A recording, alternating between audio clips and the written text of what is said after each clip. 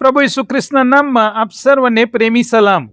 ઈસુ જીવિત છે. પુનરુત્થાન પછીની 40 દિવસની યાત્રામાં આજે ત્રીજો સંદેશો, ખાલી કબરનું સત્ય. રૂમાલ કબરમાં કેમ વાળેલો હતો? સણના લુગડા અસ્તવ્યસ્ત પડેલા હતા, પણ રૂમાલ વ્યવસ્થિત રીતે વાળેલો હતો. તેનું રહસ્ય શું છે? પ્રભુ ઈસુ ખ્રિસ્ત ક્યાં ગયા? તે વિશે આજે આપણે જોઈશું. પ્રભુ ઈસુને દફનાવ્યા પછી તેમની કબર પર ચોકીદાર બેસાડવામાં આવ્યા. કબર આગળ એક મોટો પથ્થર મૂકવામાં આવ્યો. તેના પર રોમન સરકારનું સીલ મારવામાં આવ્યું. આ નોંધ આપણને માથી 27, 65 અને 66 કલમમાં જોવા મળે છે.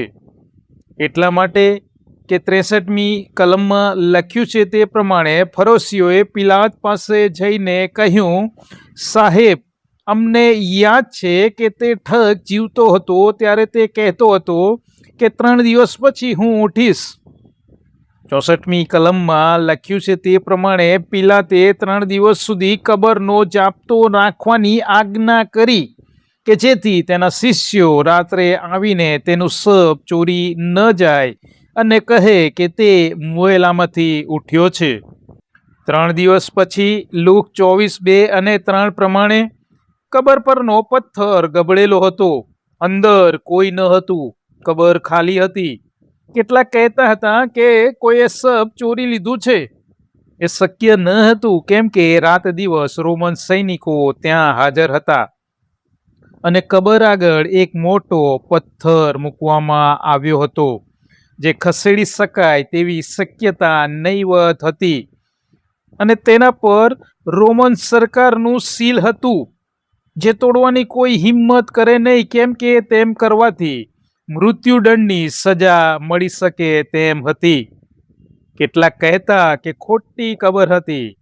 એ પણ સત્ય નથી, કેમ કે પ્રભુ ઈસુને દફનાવવાના સમયે નજરે જોનારા હતા, જેની નોંધ લૂક 23 અને 55માં જોવા મળે છે. ત્યાં લખ્યું છે, જે સ્ત્રીઓ તેમની સાથે ગાલિલમાંથી આવી હતી તેઓએ પણ પાછળ પાછળ જઈને કબર જોઈ અને તેમનું શબ સી રીતે મૂક્યું હતું તે પણ જોયું. ઊંઘમાં સત્ય એ છે કે શબ કોઈ ચોરી ગયું નથી અને કબર પણ સાચી જ છે. એટલે સ્પષ્ટ છે કે પ્રભુ ઈસુ તેમના કહેવા પ્રમાણે ત્રીજે દિવસે મરણમાંથી સજીવન થયા છે. પ્રભુ ઈસુ ઉઠ્યા છે તેમ માનવાના બીજા 2 સચોટ કારણો છે. પહેલું કારણ, યોહાન 20 અને 7 પ્રમાણે જે રૂમાલ તેમના માથા પર બાંધેલો હતો તે શરીર પર વીંટળાયેલા સણના વસ્ત્રની સાથે ન હતો, પણ એક સ્થળે જુદો વાળીને મૂકેલો હતો. આ કોઈ સામાન્ય વાત નથી. મરણ પામ્યા અગાઉ પ્રભુ ઈસુ ખ્રિસ્તે કહ્યું હતું કે તેઓ બીજી વાર પૃથ્વી પર આવશે. રૂમાલને વાળીને મૂકવો એ આ બાબત સાથે સંબંધિત છે. યહૂદી પરંપરા પ્રમાણે માલિક અને સેવકનો એક રિવાજ હતો. માલિક જ્યાં ભોજન કરી રહ્યા હોય ત્યાં સેવક બાજુમાં ઊભો રહેતો હોય. માલિક ભોજન કરતા કરતા થોડી વાર માટે જો ઊભા થવા માંગે તો તે ટેબલ પર મૂકેલા રૂમાલને વાળીને બાજુમાં મૂકતો. તેનો અર્થ એ હતો કે તેમનું જમવાનું પૂરું થયું નથી, તે પાછા આવશે. અને જો તે રૂમાલને વાળીને મૂકવાની જગ્યાએ ફેંકી દે તો તેનો મતલબ એ છે કે તે પાછા આવશે નહીં. તેમનું ભોજન પૂરું થઈ ગયું છે.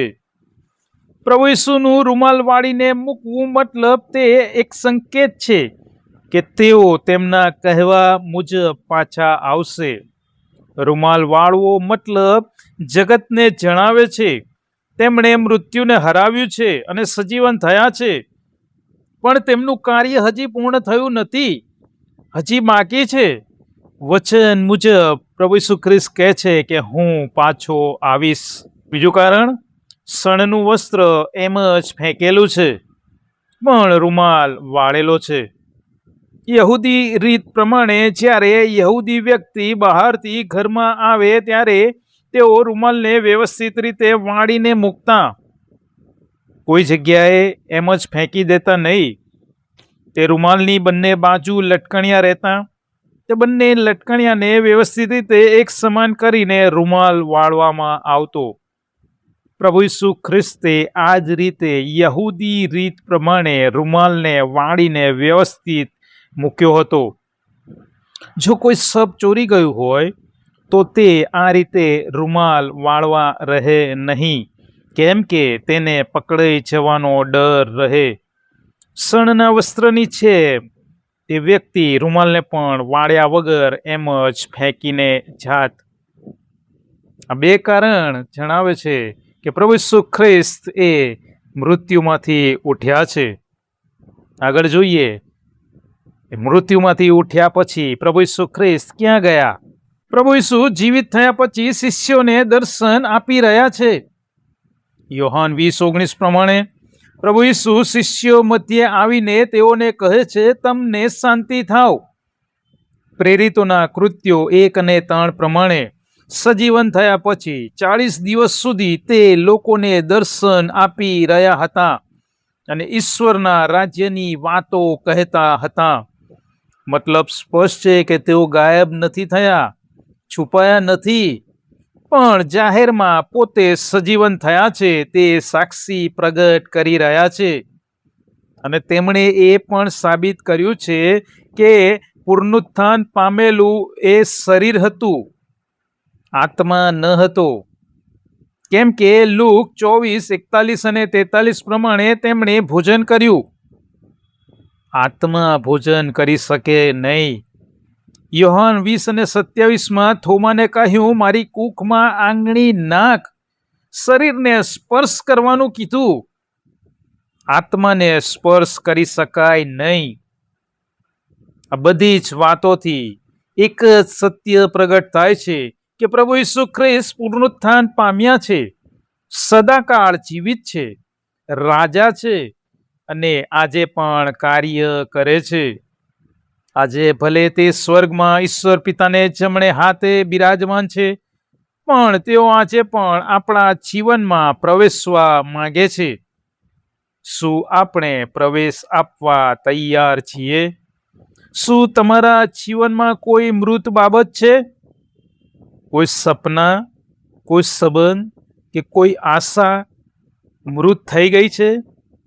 તો આવો આજે પ્રભુ ઈસુ ખ્રિસ્ત તેને જીવિત કરી શકે છે. ફક્ત આપણે વિશ્વાસ કરવાનો છે કે પ્રભુ ઈસુ ખ્રિસ્ત જીવિત છે અને સગળું કરી શકે છે.